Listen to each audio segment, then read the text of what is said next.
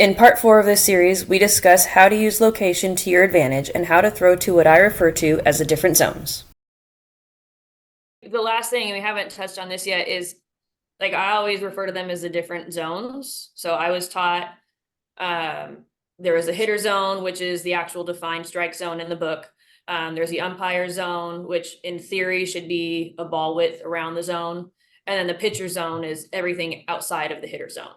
So, you know, a hitter's pitch is a really good pitch to hit. A pitcher's pitch is a really bad pitch to hit. How do you, like, are there different ways that you refer to these zones? How do you keep these in mind? How do you relay to your pitchers and your catchers which zone you want them to throw to when you're calling pitches? Yeah, I love it. Cracks me up that the hitter zone is like the strike zone. It's like, of course, the hitter zone is just like the stand, like what the strike zone is. It's right. So Yeah. Well, I mean, that's why they made it. Because if there was no strike zone, if there was no defined strike zone, I would throw the ball behind me. Like yeah, I would throw it behind the batter. There's no way I would throw it anywhere near him. no. So it forces pitchers to throw to the batter. This is like where I really contradict myself because it's one of my pet peeves when someone's like, "What's the zone today?" I'm like, "The zone is defined. The zone is this is the strike zone." Like what? I'm like, the zone is this. So I don't know if the umpire is like on it or not. This is the zone. This is what I know is the zone. So it cracks up when people are like, "What's the zone like to them?" Like in the rule book. I'll show you what the zone. Yeah. But Yeah. The correct it's question is, what is the umpire calling? right. That's the correct question. Where's the umpire calling today? And that's really important to know. Like, and I think that I'm just gonna speak of it from a catching perspective from this. Like, that is a great tool to be able to know is and when it comes into pitch calling, you know, when I was calling pitches and relaying that, I would basically just be relaying in my mind, like, here's where we can expand today. Because there's always somewhere you can expand and somewhere that probably the umpire is tight in. And I think just being able to communicate that. And I think it's an incredible advantage when pitchers are taking advantage, like when pitchers recognize that and throw to that. And this is something where it's in that mental game. And we talk about this a lot, you know, from a hitting side is like, we have to accept where the umpire is calling. Right. And it's really hard. I think it's something like we work on a lot is just understanding the strike zone and from a visual and a cognitive understanding, like something Oklahoma does incredibly well, right? Is like understanding the strike zone. And being able to pinpoint like where pitches are. But sometimes hitters get way too caught up in like, well, that's not a strike. And it's like, well, it is today. So like accepting that. And it's like, what team can accept that first of like where the zone is. And that's the frustrating part is to me ever is if like an umpire is not consistent, you know, because then that's a struggle on that way. But Guessing game for everybody. right. So that I think that's just the hard part is figuring out like, okay, can you identify the zone, accept it? It's like you have to have like a personal like huddle up. It's like we're gonna accept this right now. Okay. Like I'm gonna accept it, you're gonna accept it, we're all gonna accept it.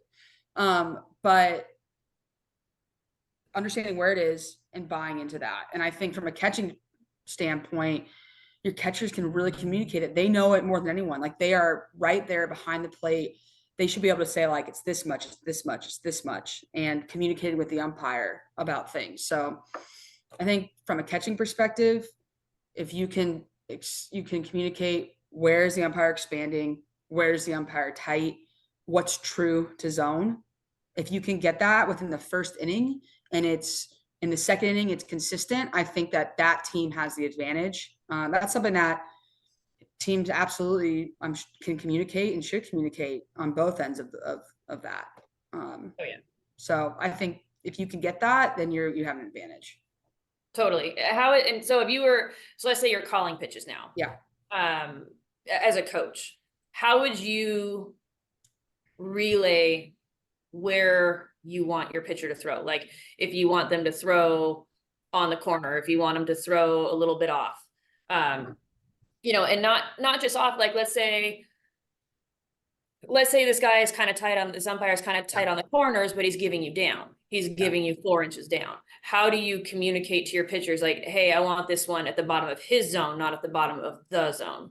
Yeah, that's just something that, I mean, we're so lucky that Coach Lombardi is the person calling, is our pitching coach, and she does a great job of like even on our calling system, like being able to communicate that. So it's different now because you have calling systems, right, where you can say, and different pitching coaches have different systems for Mhm. that, whether it's a zone or a word or a color or something like that of where they want to hit that, because it's definitely communicated if you want it a little off the zone, a lot out of the zone, things like that. Yeah. So that's how it would be communicated as a coach. And that's how coaches could communicate that, is just writing it in a sign. I mean, if you're giving hand signals and things like that, you can have zones that you call it in, or you can give a signal to say like where you want it, whether it's, I would communicate it probably of like a ball off, a 2 balls off, 3 balls off, like certain things like that for a Yeah. pitcher to have. As a catcher, they would be things that I could call that I'd be like I would give a sign like this, or like a 1 or 2, and that means like do it Yeah. Or all. pressure glove on the ground. Yeah, exactly. Or Yeah. like give me a little bit in that way, that you can communicate that with a pitcher. Or just from a setup standpoint, you can kind of see that. But I think if you're calling a game, and if you're definitely like at a youth level, and your pitcher, going back to that command part, has that command piece, I think you can definitely signal that in. Yeah, I think so too. You just got to figure out what way works best for both Yeah. you and the pitcher. Yeah, exactly. Nicole, how would you guys do it? Did you have it on you use the watch? I forget what that thing's called. PitchCom. Yeah. You guys kind of had the same type of thing. You had a little system to talk about like how you want or where they want the location to be.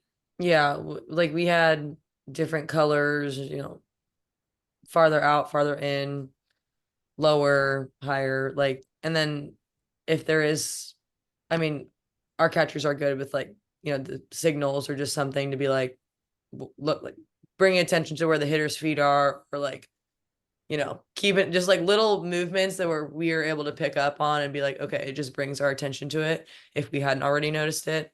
But as for like the actual pitch calling, we had like a color system on like where we wanted to put the ball. God, it's so different now from when I played. I love it. Yeah. We had nothing. We didn't even have the cards when I played. I Like, know. The hand signals, face signals, all Yep. that kind of stuff for that sure. was it. That's all we had. Had to figure it Gosh. out. I swear I could like, from my pitching coach had hand signals and face signals. And so I just like, I have all this information in my brain still that I just have nothing to do with. I don't even know what to do with it anymore. It's just taking space. It's just taking up space in my brain.